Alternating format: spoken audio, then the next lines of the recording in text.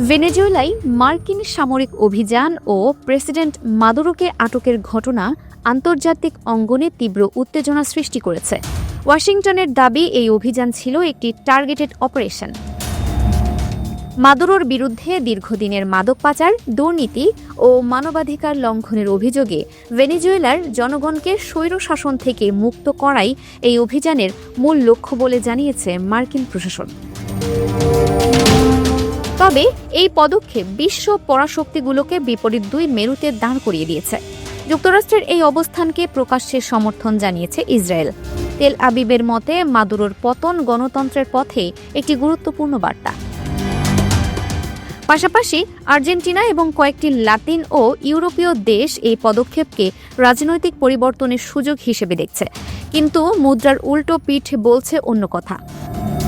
যুক্তরাষ্ট্রের এই সামরিক অভিযানের বিরুদ্ধে সবচেয়ে জোরালো অবস্থান নিয়েছে রাশিয়া ও চীন। মস্কো একে সরাসরি সশস্ত্র আগ্রাসন বলে অভিহিত করেছে এবং বেইজিং একে আন্তর্জাতিক আইন ও জাতিসংঘ সনদের সুস্পষ্ট লঙ্ঘন বলে দাবি করেছে। ইরান এই ঘটনাকে একটি সার্বভৌম রাষ্ট্রের ওপর নগ্ন হস্তক্ষেপ হিসেবে নিন্দা জানিয়ে জাতিসংঘ নিরাপত্তা পরিষদের জরুরি হস্তক্ষেপ দাবি করেছে।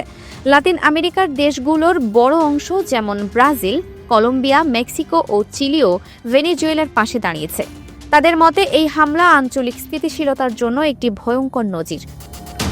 অন্যদিকে ভারত, যুক্তরাজ্য এবং ইউরোপীয় ইউনিয়ন গভীর উদ্বেগ প্রকাশ করে সামরিক সংঘাতের বদলে কূটনৈতিক সমাধানের আহ্বান জানিয়েছে।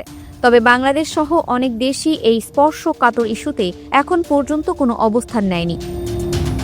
ইউক্রেন যুদ্ধ আর মধ্যপ্রাচ্যের অস্থিরতার পর এবার লাতিন আমেরিকায় যুক্তরাষ্ট্রের এই সরাসরি সামরিক পদক্ষেপ বিশ্বকে আরও এক ধাপ অনিশ্চয়তার দিকে ঠেলে দিল।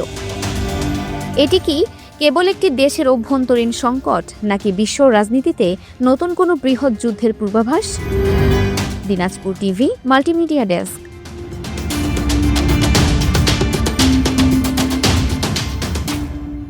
দিনাজপুর টিভি মানুষের জীবনের কথা বলে।